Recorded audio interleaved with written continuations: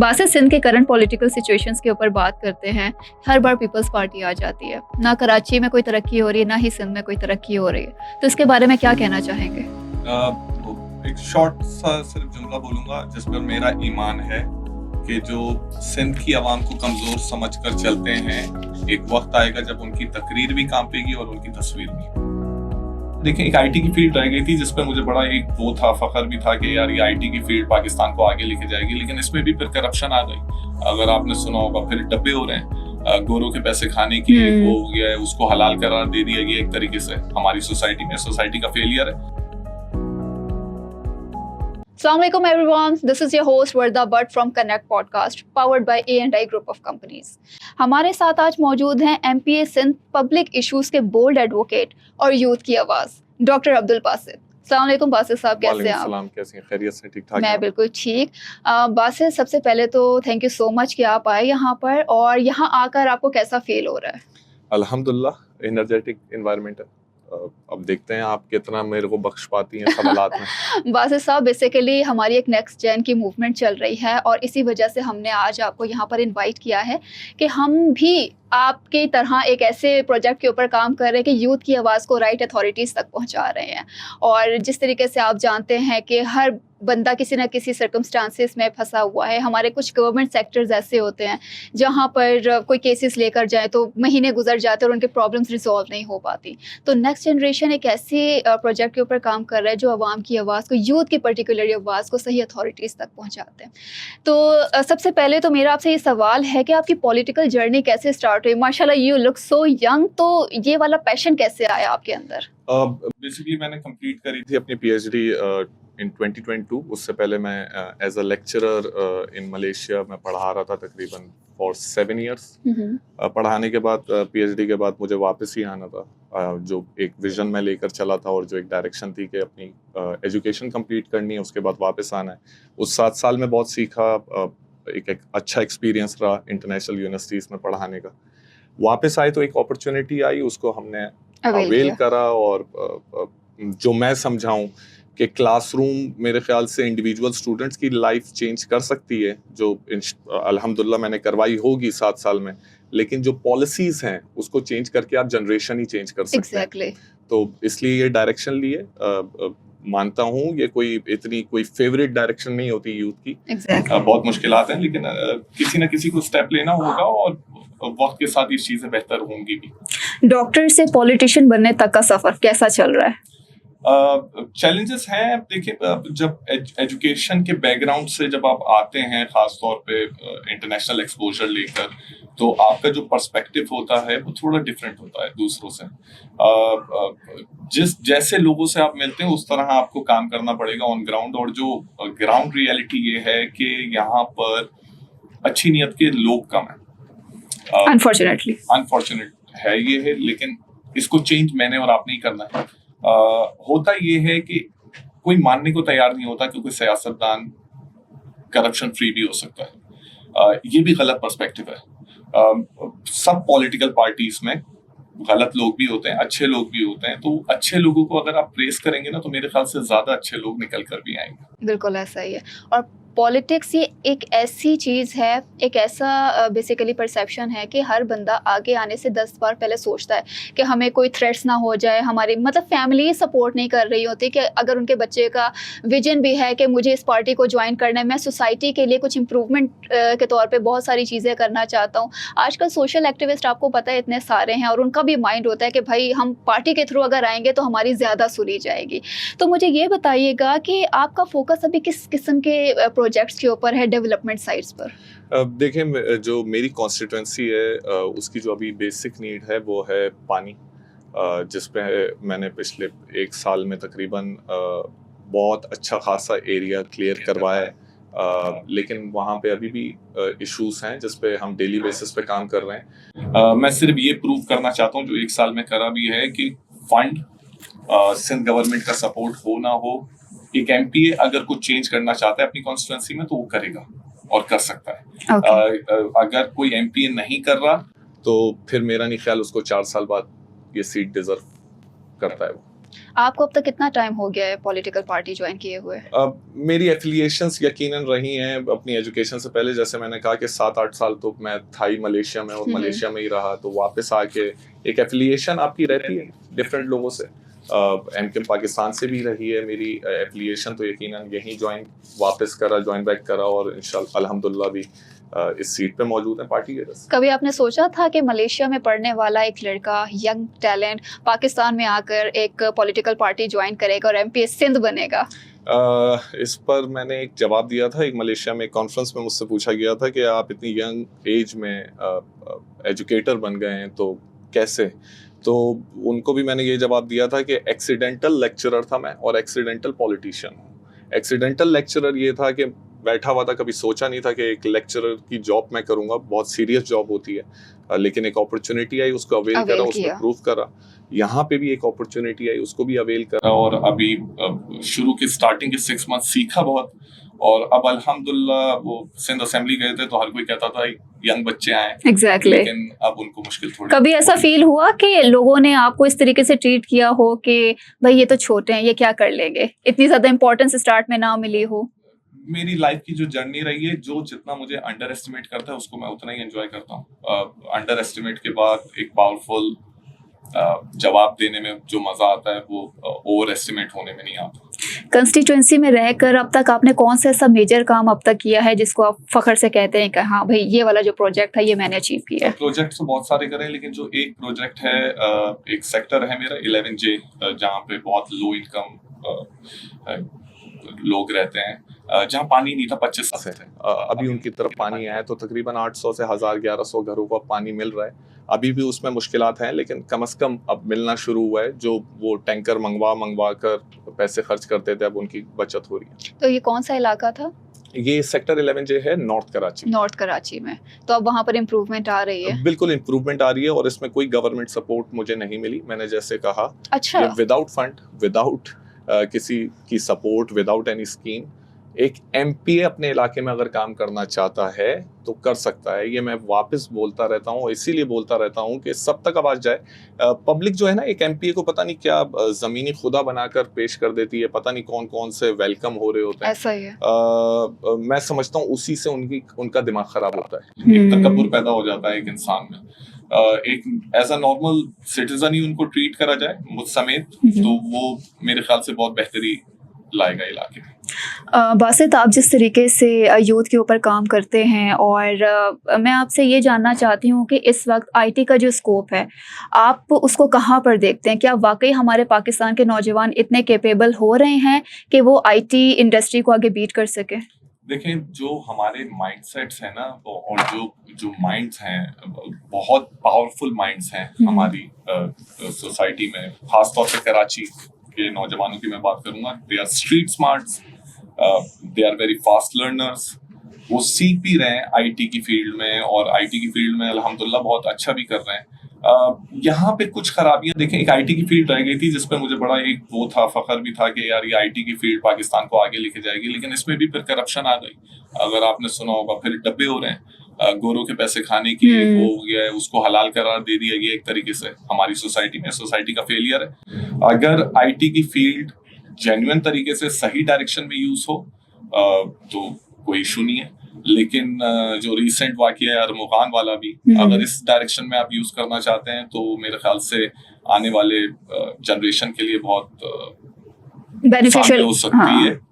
अब आप पे है कि आप उसका बेनिफिट कैसे ले सकते हैं। बेनिफिशियल तौर पे यूज करना चाहते हैं या डेंजरस वे में इस्तेमाल करना चाहते हैं, तो वो इंडिविजुअल्स पर। But still there are some organisations जो डेवलपमेंट के ऊपर और आईटी के ऊपर काम कर रही हैं। इवन दो कि मैं आपको बताती चलूँ कि जिस तरीके से कनेक्ट कमर्शियल हब है, ये पाकिस्तान का बिगेस्ट आईटी हब है, जो 2023 में डॉक्टर आरिफ अलवी से इनको बेस्ट आईटी हब का अवार्ड भी मिला है।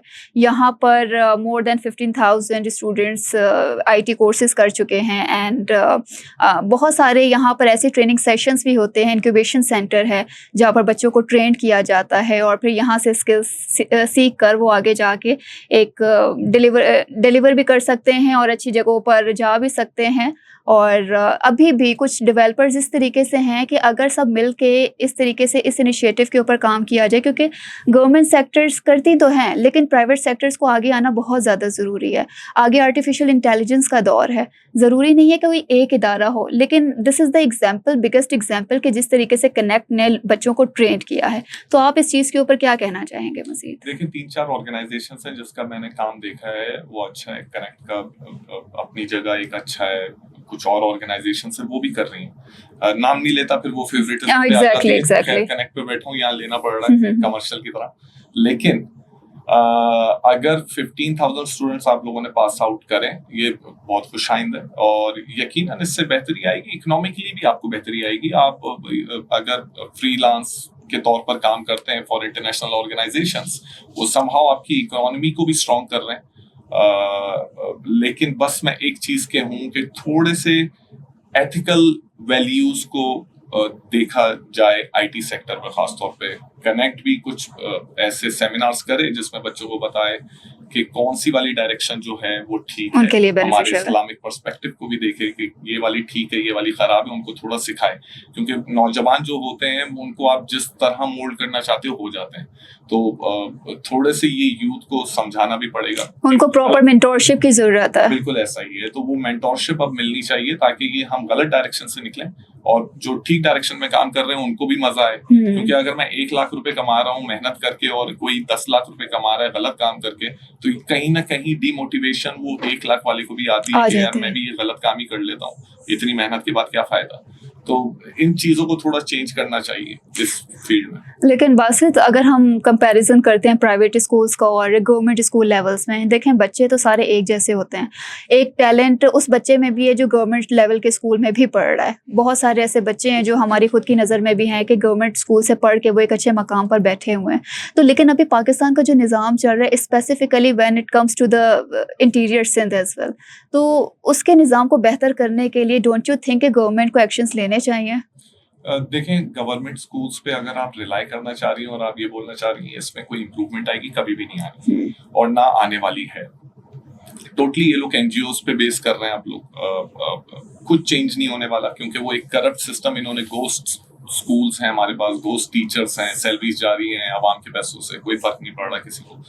हमें जो बेहतर करना है वो अपना प्राइवेट एजुकेशन सिस्टम को भी बेहतर करना है। और मैंने तो 10 दफा ये सजेशन दिए सिंध गवर्नमेंट को कि एक मॉडल स्कूल तो बनाकर दिखा दें, एग्जैक्टली जिसको मैं मानूं कि यार ये एक टॉप प्राइवेट स्कूल को टक्कर दे सकता है। अच्छा, प्राइवेट स्कूल्स की भी अगर मैं बात करूं, वो भी एक तरीके से अब बिजनेस हब्स बन चुके हैं। इस माइंडसेट्स को अब थोड़ा सा चेंज करना पड़ेगा और ये गैप क्रिएट ही गवर्नमेंट्स ने किया है हमारी। जहां तक जो मेरी सोच है, मैंने एक यूनिवर्सिटी में यहाँ पढ़ा है सिंध में, माजरत के साथ अगर ये लफ्ज इस्तेमाल कर रहा हूँ थोड़ा सा हार्श लगेगा, हमें खुद से सवाल पूछना चाहिए कि हम एजुकेटर्स, एज अ एजुकेटर, क्या हम टैलेंट को प्रोड्यूस कर रहे हैं यूनिवर्सिटीज में, कॉलेजेस में, स्कूल्स में, या कोई गधे प्रोड्यूस कर रहे हैं। अब मैं सब यूनिवर्सिटीज पे नहीं कह रहा, टॉप की 2-3 यूनिवर्सिटीज हैं जिसके सीईओज बनते हैं। मैं देखना चाहता हूँ एक आम सी यूनिवर्सिटीज का एक न्यू कराची का बच्चा एक कंपनी का सीईओ क्यों नहीं बन रहा, क्योंकि उसको वो एजुकेशन नहीं मिल रही ना। टॉप की 2-3 यूनिवर्सिटीज हैं, उसी के पढ़े हुए बच्चे सिर्फ सीईओज बन रहे हैं, तो कहाँ लैग कर रहे हो आप? इसका मतलब है आप जो दूसरी यूनिवर्सिटीज में हो वो एजुकेशन उनको नहीं दे पा रहे। और जो एजुकेशन की बात है, हमारे बच्चे ज्यादातर सेल्फ स्टडीज पे ही पढ़ते हैं। ये टॉप की जो यूनिवर्सिटीज है ये आपको कॉन्फिडेंस सिखाती है, बोलना सिखाती है, उससे ज्यादा कुछ भी नहीं सिखाती। कोई ऐसी नई एजुकेशन, कोई नई किताबें नहीं होती इनके पास, वही किताबें होती हैं। सिर्फ जो दूसरी यूनिवर्सिटीज या कॉलेजेस या स्कूल्स हैं वहां पे एजुकेटर उनको अच्छा नहीं मिलता। एजुकेटर सिर्फ आता है अपनी सैलरी लेने के लिए, टाइम पास के लिए। वो कहता है बस इनको पढ़ाना ही नहीं है। हमने वो माइंडसेट रखा हुआ है। वो माइंडसेट को जब हम चेंज करेंगे, मैं देखना चाहता हूँ कि एक बहुत नॉर्मल यूनिवर्सिटी का बच्चा जब टॉप की ऑर्गेनाइजेशंस का सीईओ बन जाएगा, तब मैं मान लूंगा कि कुछ चेंज हुआ है।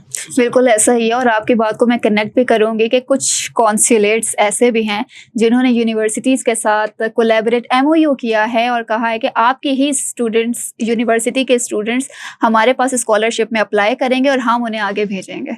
तो उसका पर्सपेक्टिव ही ये बनता है कि देखिए, वो जो 3 यूनिवर्सिटी या 2 यूनिवर्सिटी की हम बात कर रहे हैं, जो उनकी फीस है ना, वो एलीट क्लास ही अफोर्ड कर सकता है। मिडिल क्लास फैमिलीज या लो इनकम वाली फैमिलीज अफोर्ड नहीं कर सकती। एजुकेटर का मतलब क्या है? अब ये टॉप की यूनिवर्सिटीज में टॉप के प्रोफेसर हैं, इनसे सवाल करना चाहता हूँ, आप टॉप के ही माइंड को, जो बहुत स्ट्रॉन्ग माइंड है, बहुत इंटेलिजेंट माइंड है, आप उसको सीईओ बना रहे हो। अगर ये आप अपने आप को सक्सेसफुल मानते हो इस बात पर, तो मेरे ख्याल से ये गलत है। मैं चाहता हूँ एक बहुत आम सा बच्चा जिसका कोई टैलेंटेड ना हो, आप उसको टॉप का बनाएं, तो फिर मैं मानूंगा आपने सच्ची में कोई एजुकेशन दी थी वहां पर। ऐसा ही है, बिल्कुल ऐसा ही।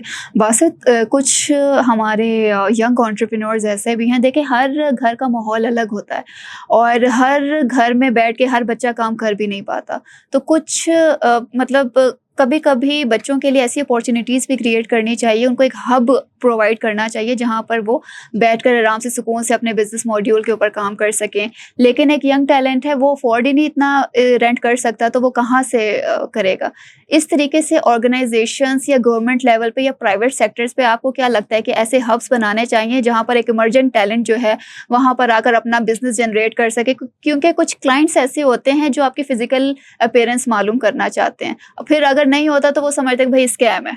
तो इस बारे में आप क्या कहना चाहेंगे? देखिए, हमारे पास ना लैंड जो है वो बहुत अवेलेबल है अभी भी कराची में। जो थोड़ा बहुत रह गया है, बाकी तो कब्जा हो चुका है। तो ये जो थोड़ा बहुत रह गया है, इसको कब्जा होने से बचाने के लिए सबसे अच्छा ये है कि ऐसी स्पेसेस क्रिएट की जाए नौजवानों के लिए।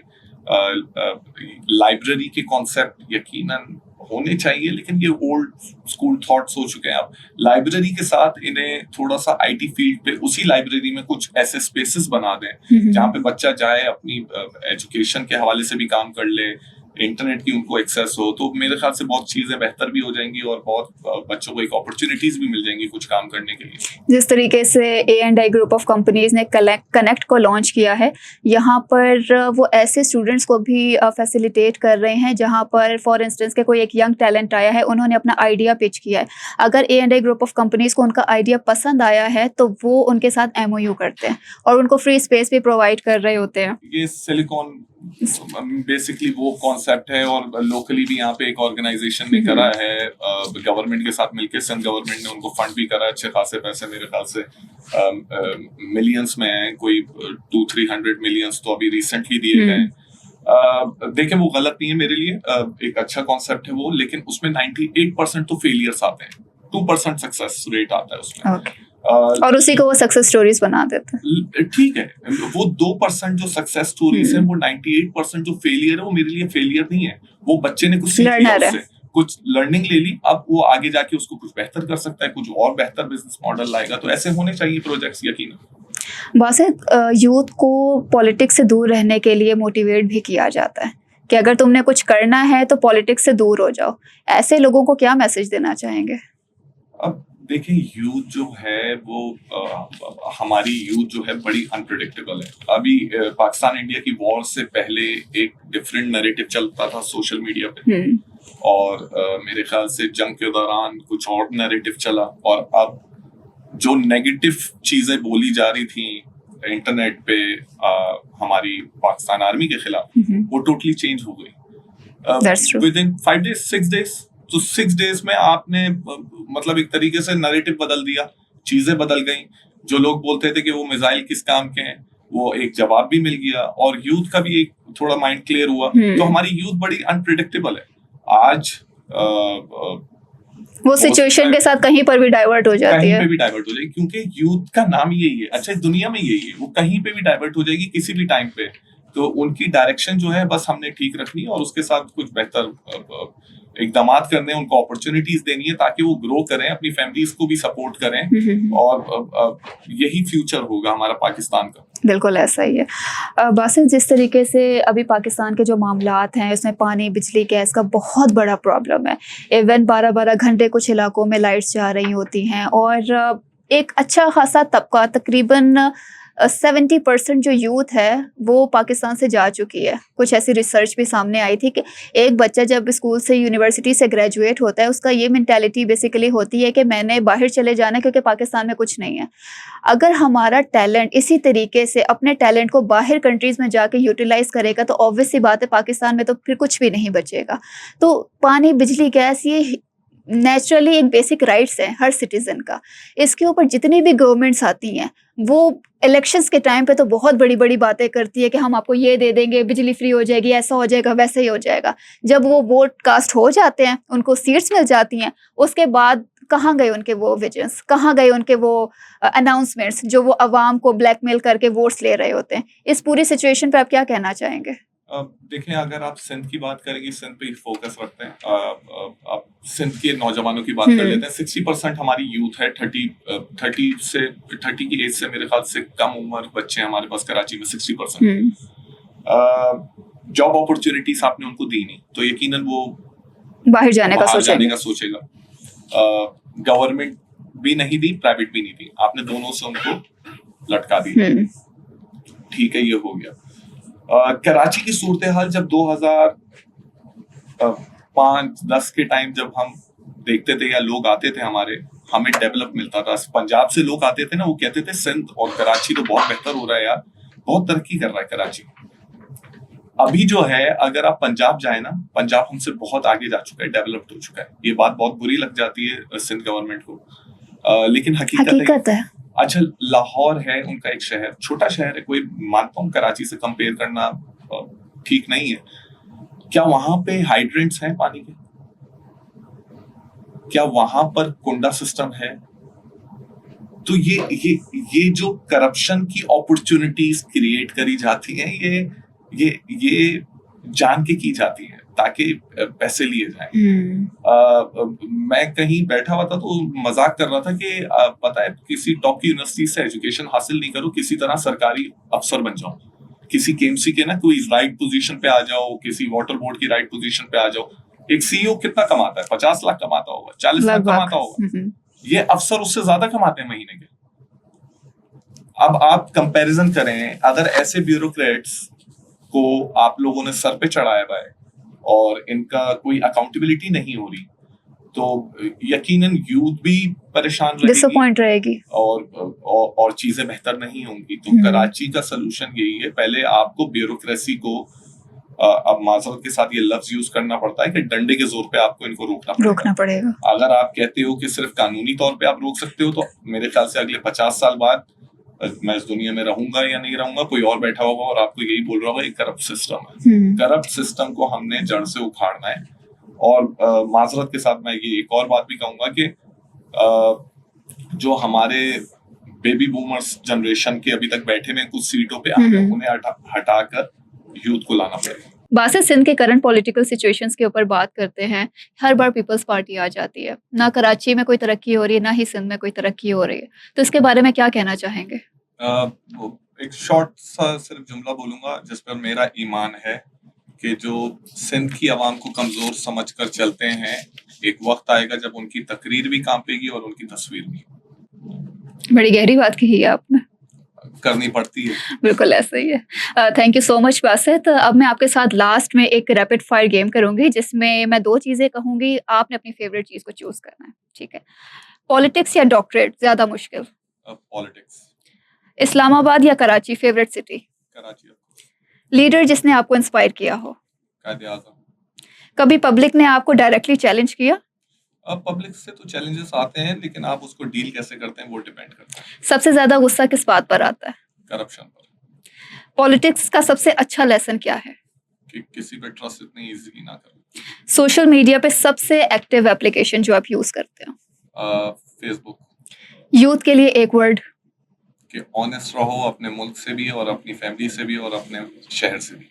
क्या आप सीएम सिंध होते तो पहला क्या काम करते? करप्शन को खत्म। Thank you so much Basit for your time. It was such a fruitful conversation with you. और मैं उम्मीद करती हूँ कि जिस तरीके से बोल्ड होकर आपने अपने सारे सवालात के जवाबात हमें दिए हैं, हमारे पॉडकास्ट में दिए हैं, हम चाहते हैं कि इसी तरीके से यंग टैलेंट हम जैसे लोग सामने आएँ और इसी तरीके से निडर होकर अपने पाकिस्तान के बारे में और पॉजिटिव सिचुएशन को मद्देनजर रखते हुए वो एक रियल इम्पैक्ट के ऊपर काम कर सके। Thank you so much Basit for your time. Thank you.